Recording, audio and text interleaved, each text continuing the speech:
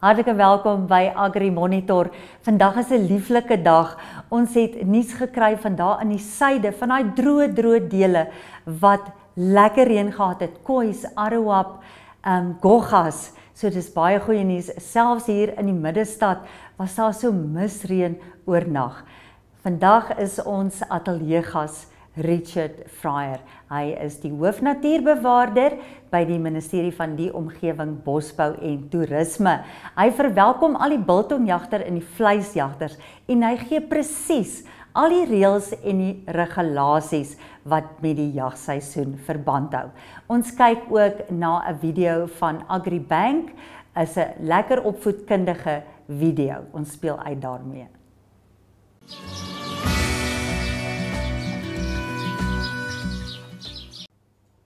Vandag in Agri Monitor in die nuus is baie goeie nuus. Agri Monitor gaan opruk Nampo toe. Ons gaan al die pad Botawil toe, daar in die Vrystaat. Dit gaan omtrent 'n belewenis wees. In 2000 was daar 50.400 besoekers. Verlede jaar was daar 86.600 besoekers. Agri Monitor, Synergy en Enjoy. Ons is 4 van die span. Ons gaan afry via Arnhamsvlei. Ons gaan so 'n paar megaplase daar besoek in die Noord-Kaap en 13 tot 16 Mei is ons daar by Nampo Park by Botawil. Ons gaan vir julle al die nuus bring, al die nuutste produkte, al die nuwe verwikkelinge. Alles wat julle wil weet oor mega boerdery. Ons gaan vir julle al die nuus. Julle gaan alles van Nampo af weet. Ons gaan met die Namibiërs daar ontmoet wat dit ook gaan besoek. Onthou, daar is 'n aanloopbaan, daar is selfs helikopters kan daar land. Dit is 'n groot bedryf. Ons sê baie dankie aan ons borge, Pukowitz Toyota en Agra wat ons gaan vergesel op hierdie reis. Ook in die nuus vandag is die uitvoer van vleisprodukte vir persoonlike gebruik na Suid-Afrika en Botswana. So dit geld natuurlik vir die jagters wat ook hier gaan jag. Moenie Agri Monitor misloop nie, elke Dinsdag, Woensdag, Donderdag en Vrydag in Market Watch.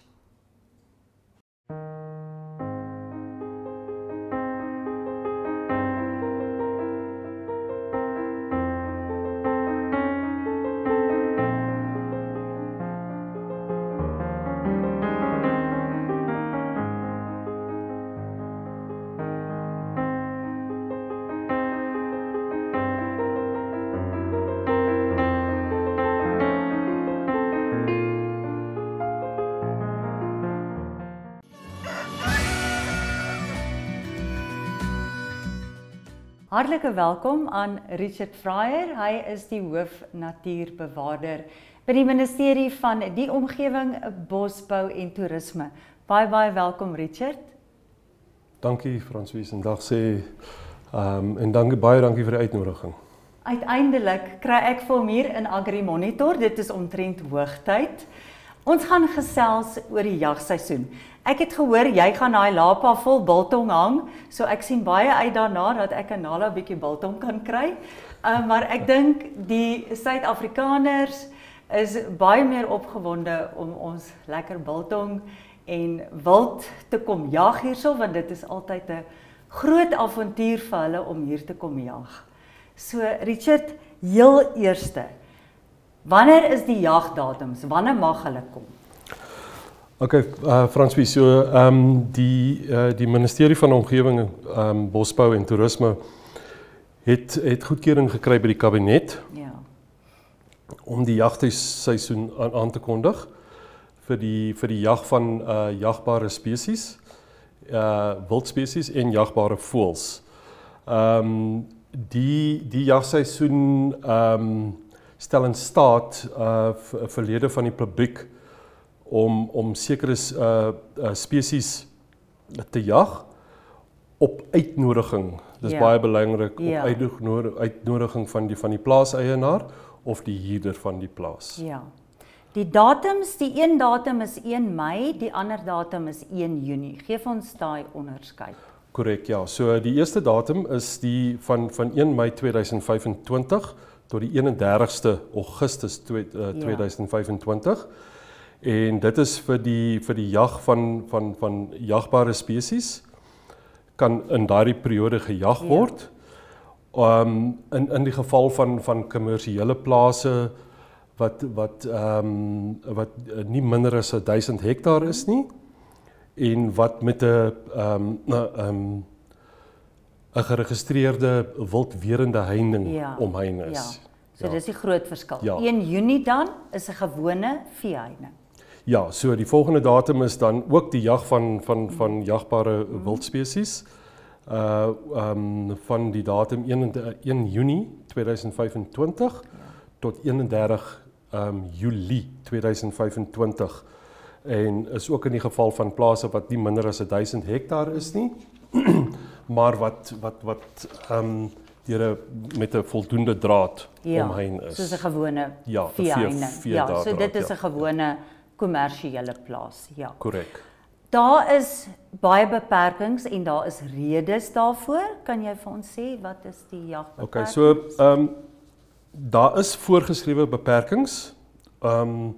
Veral met die hoeveelheid van jagbare spesies wat deur een persoon gejag mag word.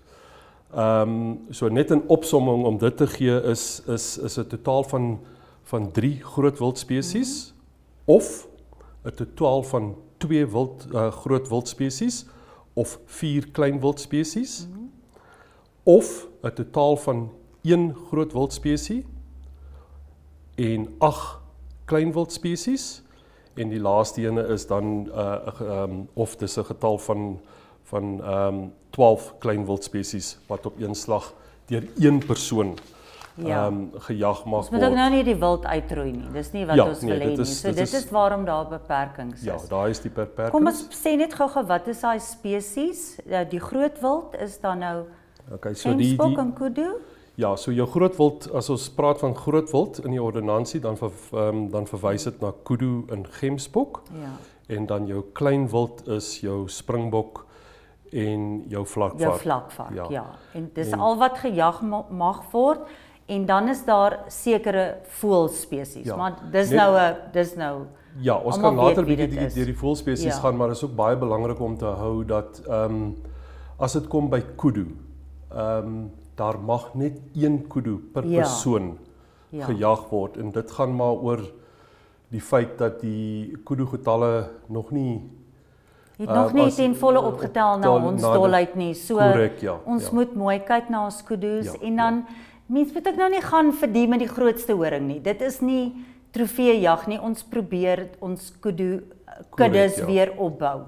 Dis baie belangrik. Ons moet weer ons kuddes opbou. 'n ander ding wat baie belangrik is die vuurwapens. Ons moet vir ons vir al ons Suid-Afrikaners wat nou hierheen reis, dit is 'n gesukkel op die lughawe reeds omdat daar nou visumvereistes in plek is vir buitelandse toeriste, nou wel nie vir Suid-Afrikaners nie, so dit vat lank om deur te kom en nou kom jy nog met 'n vuurwapen. So ons moet vir die mense, vir die jagters sê, wat presies is nodig vir die vuurwapens? Wat is daai reëls en regulasies daar? Ja. Okay, so is baie belangrik en dit is nou veral vir die mense van Suid-Afrika wat van Suid-Afrika aankom en Botswana ook. Ons kry ook jagters, biltongjagters daarvan af. Is net baie belangrik om te onthou dat jy mag nie outomatiese of semi-outomatiese gewere inbring nie en jy mag ook geen handwapens inbring nie.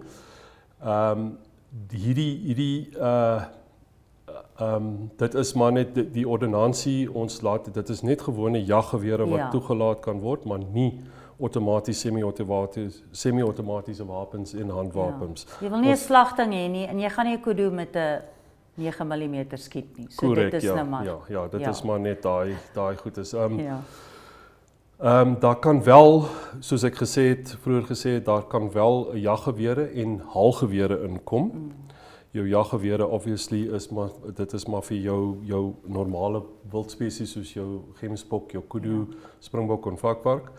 En dan jou jaggewere is vir jou jagbare voëls. En jy moet sorg dat jou vuurwapenlisensies geldig is. Korrek, ja, daai is baie belangrik. Ja, dat jou jy goed kan is nou dan nie inkom sonder 'n vuurwapenlisensie nie. Ja, dit is en baie maak seker dat daai reg is. Ja. Hoe werk die permit aansoeke? Dit is ook baie belangrik. Jy moet vooraf aansoek doen. Hoe werk die permit aansoeke? Fransies, voor ons daar kom, ek wil net want baie keer is daar moeilikheid, kom daar iemand sal by 'n grenspos kom met 'n jaggeweer, met die regte jaggewere en hy sal dan moeilikheid baie keer kry by die grensposse. En om so iets te verhoed, is dit baie belangrik dat die plaaseienaar waar die jag gaan plaasvind of die huurder van die plaas. Hulle moet net seker maak dat daai uitnodiging vir die jag na daai persoon wat deurkom deur die grens kom met die gewere, dat daai uitnodiging dit moet vergesel wees saam met jou en jou geweer en alles wat jy saambring. Ons gaan nou by daai aansoeke wat die eienaar, wat die grondeienaar of die huurder moet doen. Ons gaan nou daarby kom. Hoe werk 'n permit aansoek? Okay, so 'n permit aansoek, die permit kan net aan die plaaseienaar of aan die huurder uitgereik word. En die permitfooie is $100 Namibiese. Dis eintlik baie spotgoedkoop. Ja, nee, dit is dit so goedkoop? Kan ons nie meer geld daaruit maak? Nee, dit is maar wat die prys is en ons kan seker nou nie daar verander nie. En jy het dit vroeër ook genoem, toe ons begin het hierso het jy gepraat van die trofees. Is ook baie belangrik om te hou dat hierdie is jagbare wild. So dit is vir nie vleis. Trofeejag nie. Dit is nie trofeejag nie. Dis vir vleis, vir biltong. En dis en droewors en salami of wat ook al, maar dit is nie trofeejag hierdie. So die persone wat inkom om te kan nie die trofees uitvat nie. So dit is baie belangrik om dit te hou. En soos ek vroeër gesê het, die permit word aan die plaaseienaar en nie die jagter uitgereik word nie. Of aan die plaaseienaar of die huurder. Of die huurder, ja. En daai permit word uitgereik, daar moet 'n uitnodiging eers gepaard gaan met hierdie permit. So jy gaan nie oor die grens kom met jou geweer en sê jy kom jag hier en ek wil biltong en droewors en lekker wildstyks uitvat nie, daai permit moet dit vergesel. Ja, daai uitnodiging aan die grondeienaar of die huurder. Ja. Die terugrapportering, hoe werk dit? Ja, ek dink daai is ook baie belangrik dat mense nou nie in die moeilikheid kom nie, en so aan nie. So die permit, as hy uitgereik word, is dit gewoonlik uit 'n blou 'n wit voorkant en dan het hy 'n blou 'n kopie aangeheg ook aan hierdie permit. En die wit kopie is baie belangrik dat hierdie wit kopie moet altyd by die jagter bly. Okay. Dit is baie noodsaaklik dat dit by die jag bly, want hierdie permit, daai wit kopie is ook 'n transportpermit vir die vleis. Want hulle moet dit uitvat.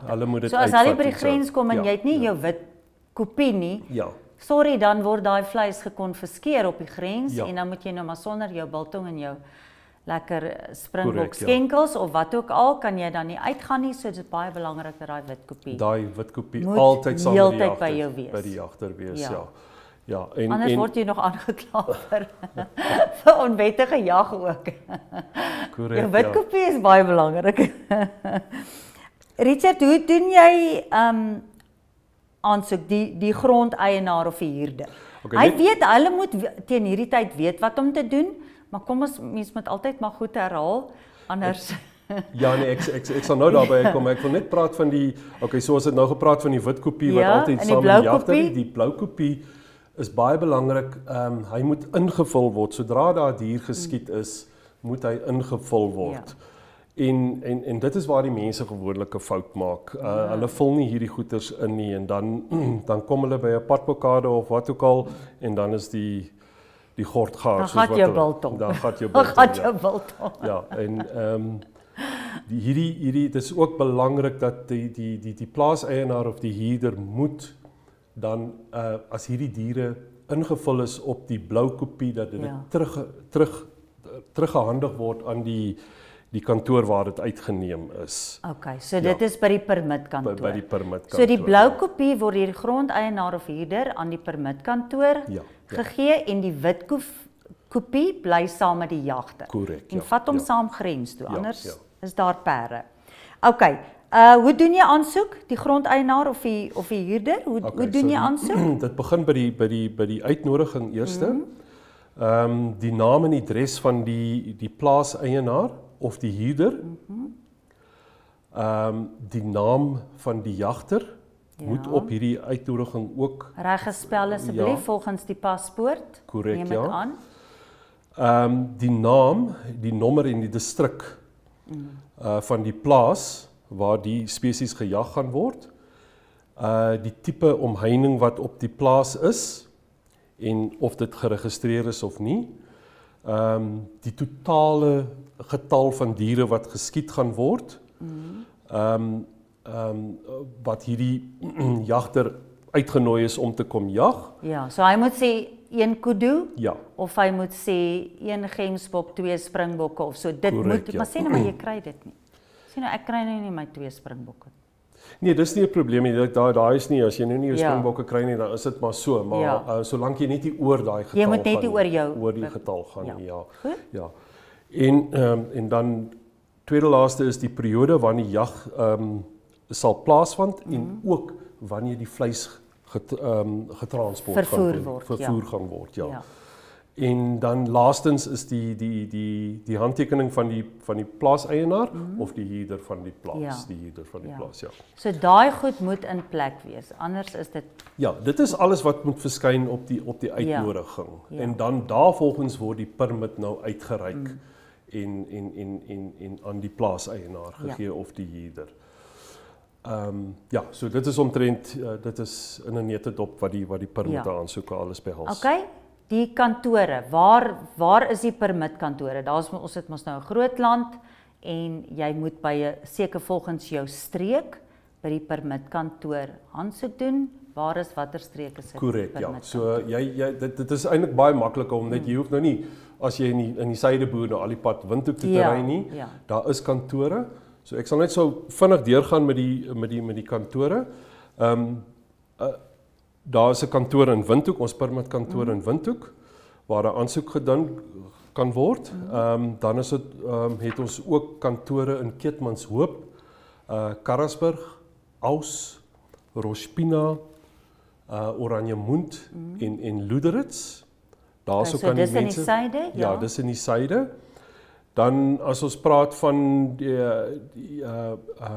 dan Mariental, Rebot, Gubabis, Otjiwarongo, Uchu, Grootfontein, Swakopmund en Walvisbaai. Dit is al die plekke waar dit is omtrent die meeste waar die meeste jagbare. So ek moet sê die land is omtrent dit behels die grootste dele van ons land. So as jy nou by Okahania boer, moet jy Otjiwarongo aansoek doen. Of jy kan Windhoek toe kom. Of jy kan Windhoek toe, want dit sal baie beter. Dit sal nou nader wees. Witvlei, dan gaan jy Gubabis toe en die suide is redelik gedek want dis waar jou springbok gedek en die noorde. Waar jou springbok en die noorde is gedek.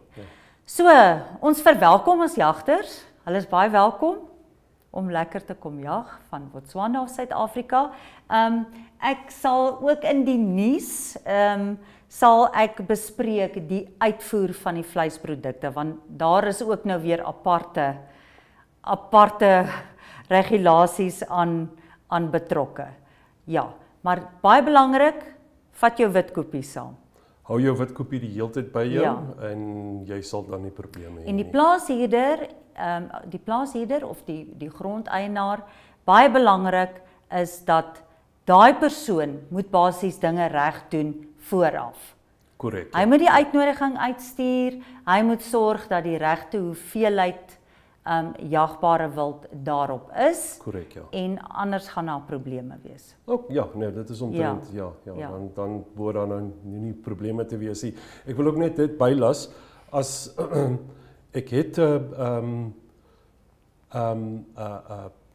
iets van veeartseny gekry wat die transport van die vleis alles behels. Ja. En ons kan ons welkom om dit te deel met die mense wat belangstel daarin en ons kan net daai vereisters al daai goedjies wat veeartseny verlang. Ja, want ek moet sê veeartseny het nou weer 'n ander ding van rou vleis en biltong en dan varkvleis en want dit is maar om back and closeer te voorkom.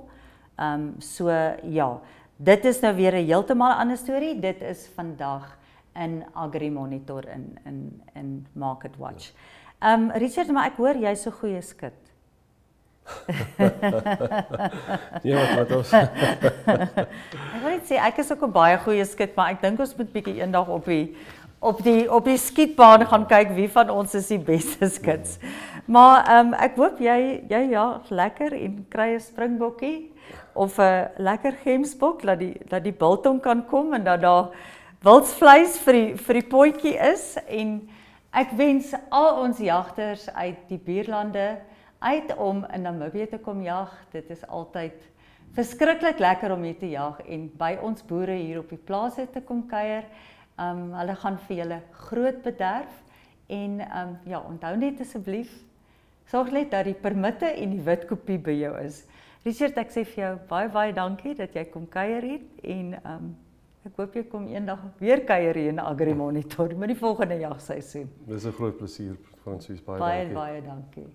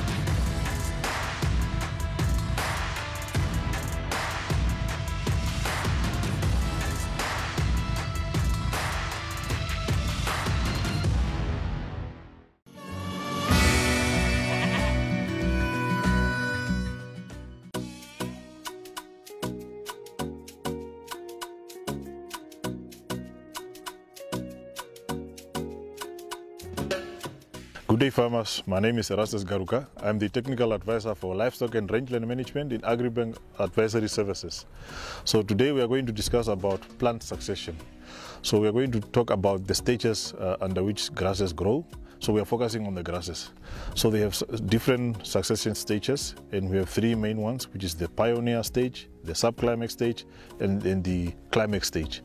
So under all these three stages, you would find different grass species. So probably meaning certain grasses prefer specific growing conditions for them to establish well and maybe distribute themselves.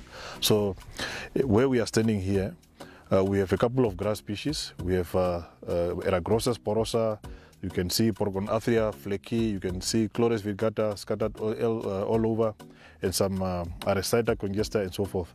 And again, here, this big one that you see here, it's Stipagrossus uniplomis. So this is a perennial grass, but the others that I've mentioned, the Eragrossus porosa, Chlorus virgata, Aristida congesta, those are annual grasses. So the annual grasses that I've mentioned, they will fall under the pioneer stage, okay? Whereas this perennial grass, Stipagrossus uniplumis, falls under the subclimax stage, or it's referred to as a subclimax grass. The others are referred to as the annuals that I have mentioned and annual or pioneer stage grasses. So there's the other stage, which is the climax stage. That's where you find most of the preferred grasses, most of the valuable, highly valuable grasses like the Cenchrus ciliaris, Antephora pubescens, Schmidtia papaphorates and others, Brachyaria nicorpedata and so forth. So the climax stage is where you would find most of the good or the best grasses that you will find in terms of grazing values. So now, how do the grasses behave, or how do they come about establishing themselves under these succession stages? So if you have your areas disturbed, like your grazing areas are heavily grazed, or there's a lot of movement on that area, so there's a lot of trembling, there's a lot of grazing happening, a lot of disturbance. So probably meaning that soil is being disturbed such that it's also losing its value in terms of able to grow plants, for example. So, but that can be like, for example, there will be soil erosion, or there can be surface capping, where the soil is now becoming so hard that maybe some seeds will not be able to penetrate and grow, or there will be so much erosion to the extent that maybe the organic matter is washed away, or the fertile topsoil is washed away. And then how will these grasses now behave in terms of growing in such conditions? The pioneer stage grasses, they don't even require a lot of investment in terms of soil nutrients, in terms of soil moisture, in terms of sunlight, for example. So they prefer disturbed conditions, or they take over areas that are disturbed. So the examples that I've mentioned again, like the Eragrostis porosa, Aristata congesta, and others, Chlorus virgata, they would prefer, or you would find them in those disturbed areas. So that is now the pioneer stage. If you find most of those grasses in a specific area, then it means that area is under the pioneer stage.